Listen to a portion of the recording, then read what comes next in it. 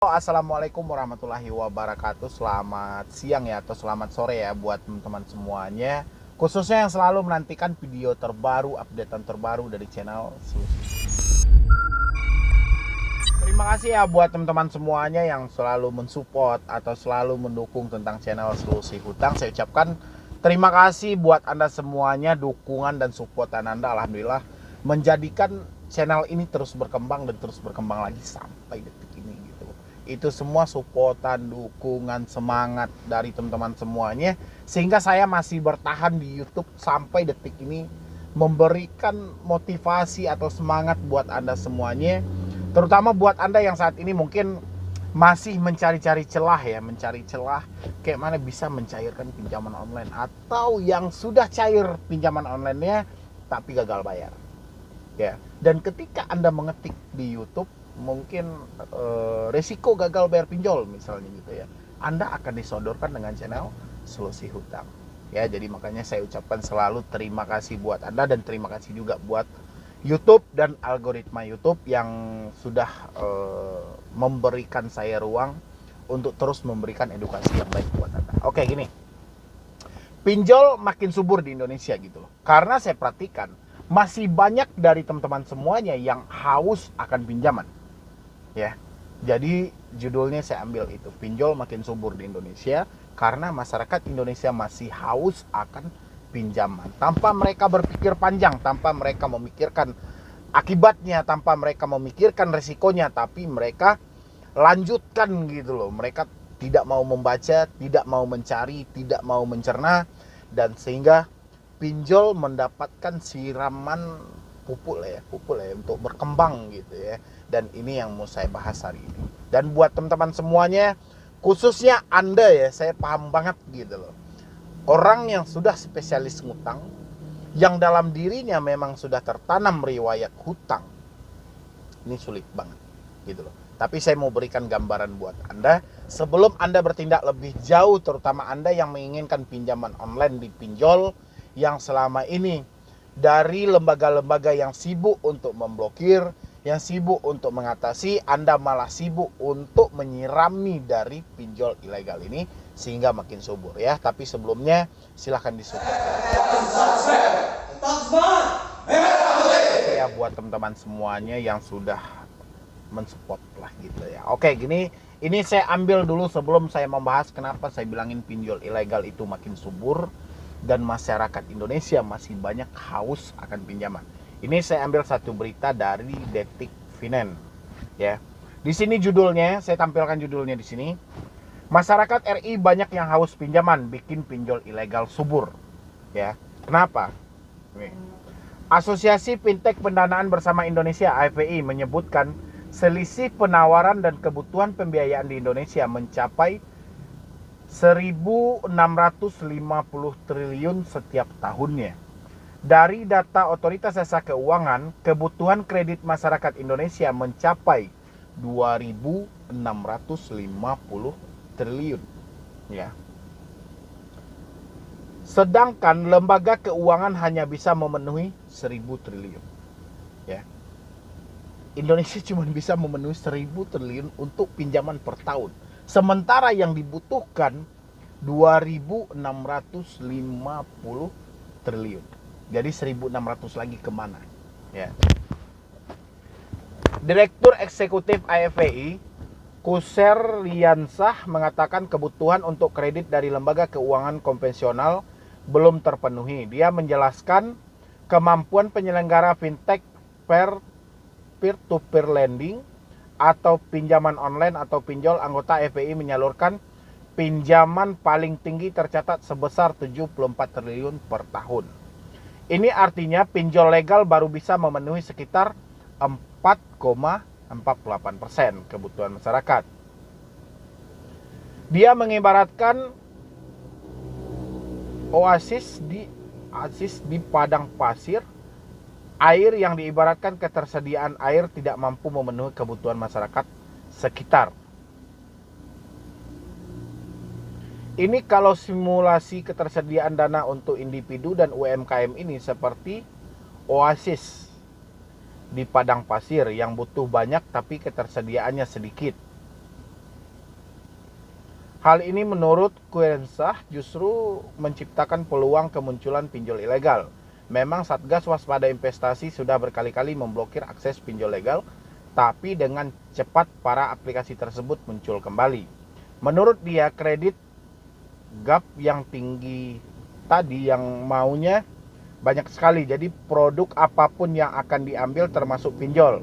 Mau bunganya tinggi, masyarakat bisa dibilang masih tidak melihat ke sana. Dia melihat yang penting keperluan terlayani. Apalagi sekarang literasi keuangan masyarakat yakninya baru 38%. Padahal inklusi keuangan yang sudah mencapai 76%. Dia menuturkan kondisi tersebut mengindikasi banyak masyarakat yang sudah menggunakan layanan keuangan digital. Tapi mereka tidak mengerti secara komprehensif pinjaman digital mulai dari penggunaan, resiko dan sebagainya. Sehingga banyak terjadi seperti ini, masyarakat terperangkap dalam pinjol ilegal. Sebelumnya seorang guru TK di Malang ditagih oleh sejumlah debt collector dari berbagai aplikasi pinjaman online ilegal.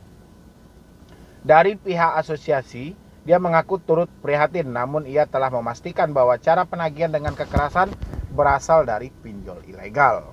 Selain itu, ia telah mengimbau pinjol legal anggota FPI untuk memberikan keringanan bagi yang bersangkutan. Dia bilang pengalaman masalah teroran lebih banyak utama dari pinjol ilegal. Kami sudah bicara terkait dengan 5 anggota kami dari FPI untuk mengambil inisiatif memberikan satu keringanan pada Ibu Melati, jelas dia. Ya. Jadi pun walaupun membacanya agak belepotan, tapi yang saya simain dari hal ini ada benarnya juga. Ya, ada yang kurang pas gitu. Ada benarnya dan ada yang kurang pas. Kalau benarnya, dari data yang dihimpun dari Otoritas Jasa Keuangan, bahwa Otoritas Jasa Keuangan cuman sanggup memberikan pinjaman 1.000 triliun dalam per tahun. Sementara permintaan untuk pinjaman itu 2.650 triliun per tahun. Berarti 1.650 lagi itu udah pasti dari pinjol ilegal karena meningkatnya kebutuhan masyarakat Indonesia dan masih banyak yang haus akan pinjaman. Mereka memang tidak peduli ya resiko apapun. Mereka hanya peduli resikonya ketika hal itu sudah terjadi. Ya, contoh seperti sekarang. Bang Medi, tolong saya bang, saya lagi diteror debt collector bang. Bang, tolong saya bang, saya sudah tidak ada uang lagi bang buat membayar. Bang, tolong saya bang, data saya sudah disebar. Dulu waktu minjam duitnya kemana gitu loh. Ya. Jadi sadarnya, setelah uang dia pergunakan, setelah logika dia sudah tidak mampu lagi berjalan, rasa ketakutan sudah menguasai diri dia. Baru dia berinisiatif melihatlah di YouTube. Baru kesadaran itu mulai tumbuh. Ya. Dan bayangkan, dari 250.000 lah, mohon maaf, 250.000 subscriber saya gitu. Ya. Dan ternyata masih banyak di luar sana yang masih melakukan praktek dari pinjam meminjam di pinjol ilegal. Bayangin gitu loh. Ya. Walaupun kita sudah tahu ini endingnya kemana, paling penyebaran data, peneroran, menakut-nakuti, stres, bunuh diri, semuanya akan bercampur aduk di dalam itu. Tapi seakan-akan di sini tidak ada yang mempedulikan suatu resiko itu. Ya. Mereka hanya ingin memenuhi syahwat mereka aja. Mereka ingin memenuhi nafsu mereka aja. Yang penting mereka dapat uang. Ditambah lagi dengan jasa-jasa joki pinjol lah, pencairan inilah, menaikkan gestun lah. Belum orang yang mereview, ini gampang cair, ini gampang cair. Daya tarik lagi gitu loh. Ya. Jadi di sini masih banyak ketersediaan jebakan yang dibangun untuk memasukkan Anda ke dalam lubang itu. Ya. Dan di sini poinnya memang kan seperti yang dibilang oleh AFPI. SWI sudah mencoba untuk melakukan memblokir. Tapi dengan jujur mereka menyampaikan lagi, hari ini diblokir, mereka akan muncul kembali. Ya. Itu menandakan masih banyak orang-orang yang mencari ataupun menginginkan pinjaman dari pinjol ilegal ini. Ya, walaupun sebagian sudah paham akan risikonya, tapi di sebagian lagi mengabaikan. Jadi dari itu, saya cuma berpesan buat teman-teman semuanya gitu loh. Buanglah jauh-jauh Anda yang berkeinginan meminjam di pinjol ilegal ataupun pinjol manapun, berpikirlah gitu.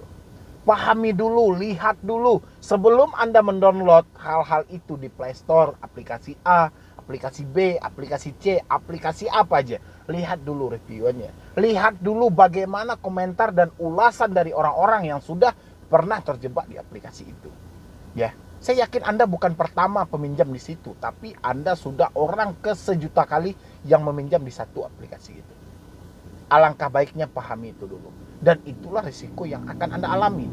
Ya, kalau di sini kita hanya mengandalkan dari suatu pemerintah, kita hanya mengandalkan dari suatu menginginkan pinjol ilegal ini tidak ada di Indonesia. Tapi di satu sisi Anda masih juga tetap meminjam, Anda juga masih tetap juga mencari aplikasi ini, mendownload aplikasi ini. Berarti mereka masih mempunyai kesempatan.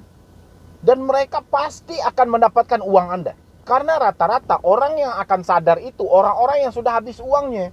Sebelum uang mereka habis, mereka tidak akan pernah sadar. Ya, kebayang gak itu? Misalnya satu orang aja mempunyai uang 10 juta, habis 10 juta baru dia sadar dan masuk ke YouTube. Menyatakan di YouTube, saya sudah tidak ada uang lagi bang, bantu saya bang, ini saya bang. Ya, kalau sudah habis baru gitu loh. Kalau uang sudah tidak ada, baru kesadaran itu mulai muncul. Makanya sebelum hal itu terjadi buat teman-teman semuanya yang sampai detik ini masih penasaran dengan pinjol, buang jauh-jauh niat Anda untuk meminjam di pinjaman online. Ya. Dan satu hal lagi tadi, saya juga mendapatkan di satu berita ini. Mana tadi itu ya? Pokoknya di sini seakan-akan IPI menyatakan bahwa pinjol yang melakukan teroran, pinjol yang melakukan ancaman dari oknum debt collector-nya itu hanya sebatas pinjol ilegal. Ya, tapi saya kurang sependapat dari hal ini gitu loh. Ya, karena saya menemukan banyak kasus-kasus ya yang terjadi di pinjol legal. Saya yakin itu, mungkin pengaduan sendiri juga numpuk itu di otoritas jasa keuangan. Tapi kita juga bingung ya, sebatas apa sih pengaduan itu baru ditanggapi oleh OJK?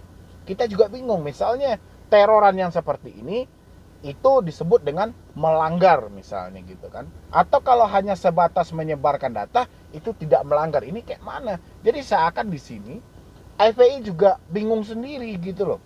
Jadi bingung sendiri itu saya perhatikan, dia hanya melimpahkan sesuatu ini ke ilegal. Ilegal kita sudah paham ya, karena dia sudah tidak terdaftar, dia tidak berizin, dia semuanya pokoknya ilegal, jadi hampir sama dengan pencuri gitu ya. Jadi kita maklumin. Tapi yang legal ini, yang berlindung di balik izin ataupun tanda terdaftar di OJK, ini gimana? Mereka yang salah dalam menggunakan penagih hutang mereka gitu loh. Saya yakin itu di OJK sendiri juga banyak. Dan mungkin di kolom komentar saya juga banyak ini. Ya. Jadi ini saya kurang sependapat dengan IPI menyatakan hanya pinjol ilegal. Tapi kalau pinjol yang sudah resmi di OJK itu tidak melakukan peneroran. Salah gitu loh. Justru sekarang makin banyak pinjol legal yang melakukan peneroran. Tapi mereka, hebatnya mereka tidak menyebutkan lagi nama aplikasi mereka. Ya, karena mereka tahu bakalan di-report, mereka bakalan diaduin. Jadi mereka tidak mau menyebutkan lagi nama aplikasi mereka via chat. Ya, dan ketika terjadi via telepon, mereka pasti akan menyerang orang itu dengan menyebutkan dengan lantang nama aplikasinya gitu loh. Silakan buat teman-teman yang dihubungi oleh pinjol legal dengan penagihan yang cukup kasar, dengan penyebaran data ini segala macam, silakan isi di kolom komentar. Ya, mungkin dari saya cuman itu aja. Mudah-mudahan ini bisa berguna ya buat teman-teman yang masih memburu pinjol ilegal buat Anda pinjam, apalagi yang dijoki-jokiin, naik-naik limit, ini segala macam, itu jangan diikuti. Ya, saran saya itu jangan diikuti. Anda akan sulit untuk keluar sekali saja Anda terjebak. Ya, mungkin dari saya cuman itu aja. Terlebih dan terkurangnya saya mohon maaf. Nanti buat teman-teman semuanya yang mau konsultasi atau diskusi, silahkan di nomor yang ada di deskripsi. Atau Anda juga follow Instagram saya juga boleh @medibroni. Ya, jadi sekian dulu dari saya, Medi Broni. Dari